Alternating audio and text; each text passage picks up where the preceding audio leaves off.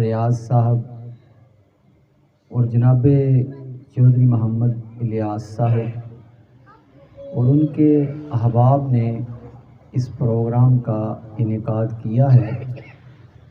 اللہ رب العالمین اس محفل پاک کے صدقے ان کے گھر میں برکتیں عطا فرمائے اور ان کے جتنے بھی لوائقین اس دنیا سے چلے گئے ہیں، بالخصوص ان کے والد محترم جناب چودھری محمد باؤ خان چاچا باؤ، اللہ تعالیٰ اس کو جنت میں کروٹ کروٹ چین عطا فرمائے۔ آمین۔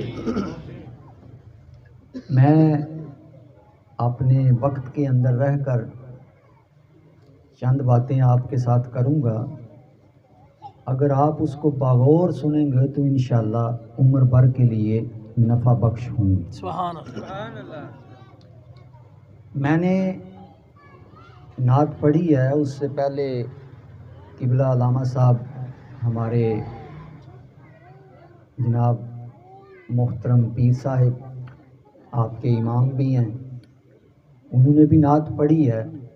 ایک نعت وہ ہے جو ہم پڑھتے ہیں، جی رسول اللہ صلی اللہ علیہ وسلم کی نعتیں ایسا نہیں ہے کہ ہم نے شروع کی ہیں، بلکہ ہر پیغمبر نے رسول اللہ کی نعت سبحان بیان کی ہے۔ اللہ۔ واہ بے واہ واہ نعرہ تکبیر، اللہ نعرہ رسالت، یا رسول اللہ، نعرہ حیدری، یا علی، نعرہ غوثیہ، یا غوث اعظم۔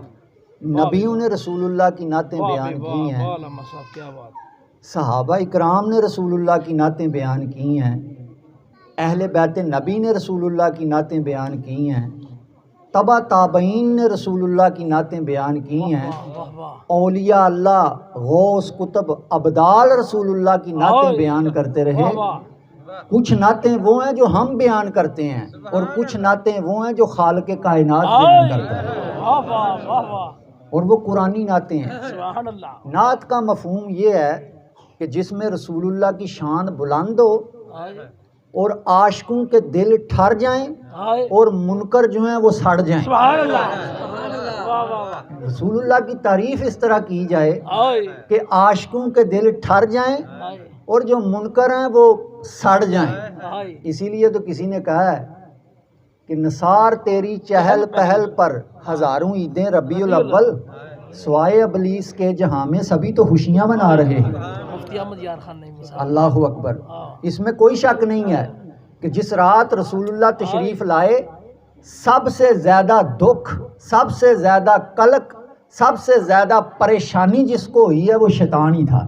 جی حدیثوں میں آتا ہے کہ یہ جنگلوں کی طرف بھاگ نکلا ہے، سر میں مٹی ڈال رہا ہے، خاک ڈال رہا ہے، ساری کائنات خوش ہے کہ رسول اللہ تشریف لے آئے ہیں، اور یہ بے ایمان جنگلوں کی طرف بھاگ رہا ہے، سر میں مٹی ڈال رہا ہے۔ اس کے شاگرد اکٹھے ہو گئے شتونگڑے، انہوں نے کہا استاد آج کیا بات ہے، تیرے چہرے پہ ہوائیاں اڑ رہی ہیں، سر میں خاک ڈال رہا ہے، سر میں مٹی ڈال رہا ہے۔ تو کہنے لگا شاگردو تمہیں نہیں پتا آج اللہ کے نبی آ گئے۔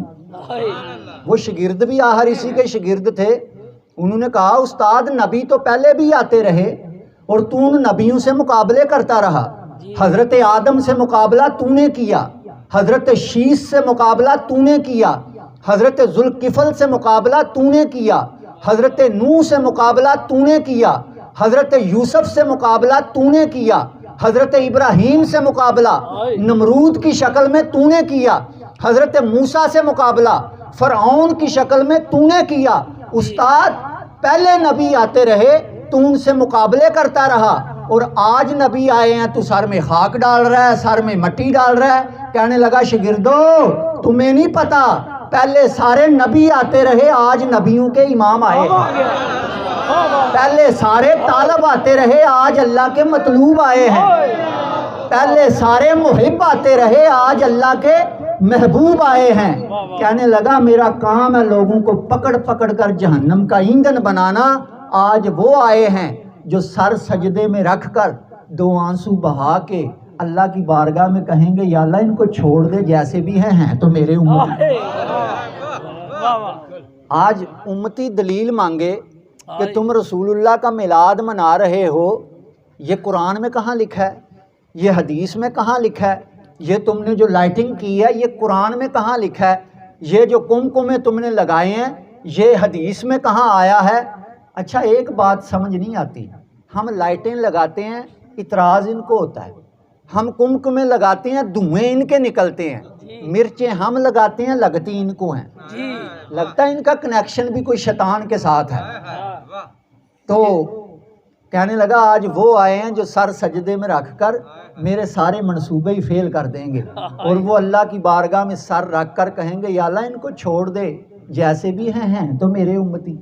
اور آپ مجھے بتاؤ اللہ نے قرآن میں بھی تو وعدہ فرمایا ہے، اللہ نے فرمایا وَلَا سَوْفَ يُؤْتِيكَ رَبُّكَ فَتَرْضَىٰ، محبوب عن قریب تیرا رب تمہیں اتنا دے گا تو راضی ہو جائے گا۔ جب یہ آیتیں نازل ہوئی صحابہ نے عرض کی یا رسول اللہ آپ اپنے رب سے کب راضی ہوں گے؟ رسول اللہ نے فرمایا صحابہ سنو، جب تک میرا ایک بھی امتی جنت سے باہر ہوگا میں رب سے راضی نہیں ہوں گا۔ ساری امت کو بخشوا کر جنتی بنا کر پھر میں کہوں گا اے اللہ میں تم سے راضی ہوں۔ اب مجھے بتاؤ جس آقا کی وجہ سے ہم نے جنت میں جانا ہے اس کی آمد پر خوشیاں کرنی چاہیے یا نہیں کرنی چاہیے؟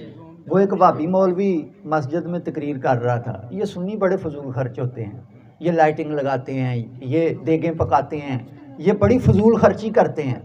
اچھا چند دن گزرے تو اس کی بیٹی کی شادی آ گئی، اب اس نے محلہ سجا دیا جناب، گلی سجا دی، گھر سجا دیا۔ وہ سنی نوجوان، اب دیکھو چاہے بے عمل نوجوان ہے، میں نے 12 ربیع الاول کو دیکھا ہے رات کو 2 بجے نوجوان لائٹنگ کر رہے ہیں، گلیاں سجا رہے ہیں، کیوں؟ ان کو پتہ ہے آج ہمارے آقا کی تشریف آوری ہے۔ وہ جنہوں نے اعتراض کیا تھا نا وہ اب جناب وہ سنی نوجوان کھڑا ہو گیا، اس نے کہا مولوی صاحب ابھی چند دن پہلے ربیع الاول گزرا ہے، ہم نے لائٹنگ لگائی تھی، تم نے ممبر پر بیٹھ کر شرک کے فتوے لگائے تھے، بدعت کے فتوے لگائے تھے، آج یہ تم نے گلی کیوں سجا دی ہے، گھر میں لائٹنگ کیوں لگا دی ہے؟